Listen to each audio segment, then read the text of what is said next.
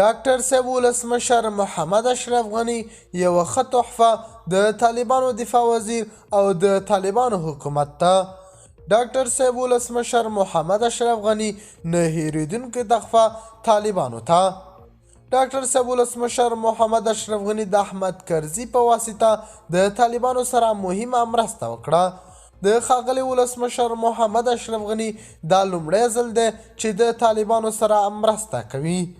د باور نیوز چینل درنو لیدونکو سلام، ستړي مشئ، وخت مو په خیر. هیله لرم چې جوړ او روغ به یې په سر کې یادونه کوم.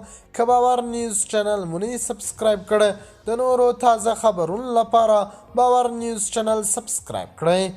د افغانستان پخوانی ولسمشر محمد اشرف غني ویلي دي چې هیڅوک د ده په ځای ځان ولسمشر نه اعلانوي. وایي ما پخپله کرزي ته اختیار ورکړی و چې د دولت چارې طالبانو ته ور انتقال کړي. ویل کېږي امرالله صالح تیاری نیولی و چې په یوه نړیواله غونډه کې ځان ولسمشر اعلان کړي. اشرف غني خپل راتګ ته تیاری وښوده، خو طالبانو ته یو شرط هم وړاندې کړی دی.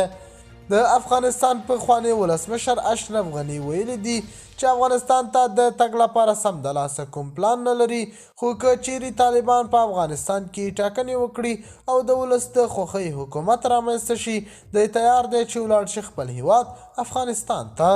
پرون د افغانستان سفیر په مسکو کې ومنله چې دوی پلان لري ښاغلی ولسمشر محمد اشرف غني جوړېدونکي لوی جرګې ته را دعوت کړي. د باور نیوز چینل درنو لیدونکو دا و زموږ ته د مهال چمتو کړی خبر.